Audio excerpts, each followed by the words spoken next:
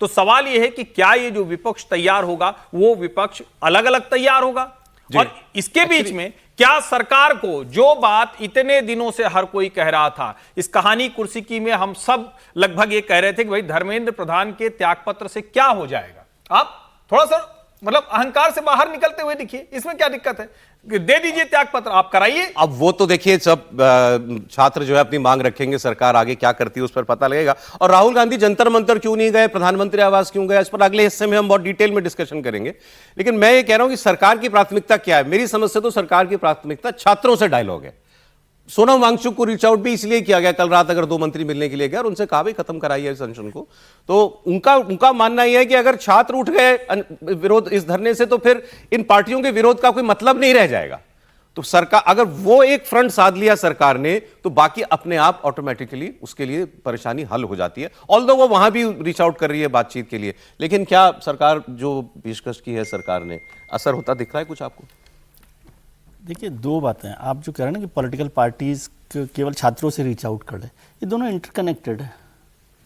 इस मेल को आप देखिए, समझिए कि ऐसा नहीं है कि केवल छात्रों से बात करके वो खत्म कर देंगे और पॉलिटिकल पार्टीज उसको खत्म करने देंगी। वैलिडेशन कम हो जाएगा ना सर? वैलिडेशन कम हो जाएगा, लेकिन वो ऐसा होगा नहीं।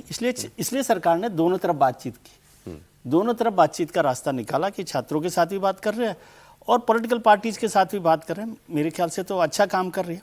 हालांकि ये सरकार दबाव में है, ये दिख रहा है। इसका मतलब तो इसका एक पॉलिटिकल रिपरकशन तो ये है कि सरकार दबाव में है। यहां तक बात आनी नहीं चाहिए थी, यहाँ तक बात आनी नहीं चाहिए थी। बातचीत करनी थी, पहले भी कर सकते थे, छात्रों के साथ बातचीत कर सकते थे, सोनम वांगचुक के साथ बात कर सकते थे। लेकिन खैर, मैं तो हमेशा ही कहता हूँ कि बातचीत से ही रास्ता निकल सकता है। और यहाँ तो गोली और बोली की बात नहीं थी, बोली की बात थी, तो बोली कर लेते, बातचीत कर लेते। अब सरकार कितनी बातचीत कर रही है, क्या कितनी बातों को मानेगी। और मैं हमेशा मानता हूँ कि आंदोलन का मतलब कामयाबी उनकी सारी मांगों को मान लेने से नहीं होता। आंदोलन की कामयाबी इसमें है कि जो आप मैसेज देना चाहते थे देश को, लोगों को, समाज को, वो आपने दिया कि नहीं दिया, वो मैसेज इस आंदोलन से गया है। तो इसका फर्स्ट लेवल पर कामयाबी हो गई है। ठीक है कि भाई लोगों को पता पड़ा कि ये जो सिस्टम है वो ठीक नहीं है। पेपर्स का मामला है, एजुकेशन का मामला है, उस सब पर तो अब सरकार बात कर रही है। इस बातचीत से मैं कतई ये नहीं मान रहा कि धर्मेंद्र प्रधान का इस्तीफा हो जाएगा और तभी ये लोग इस्तीफा के बाद ही वापस आएंगे। ये आप समझ कर रखिए।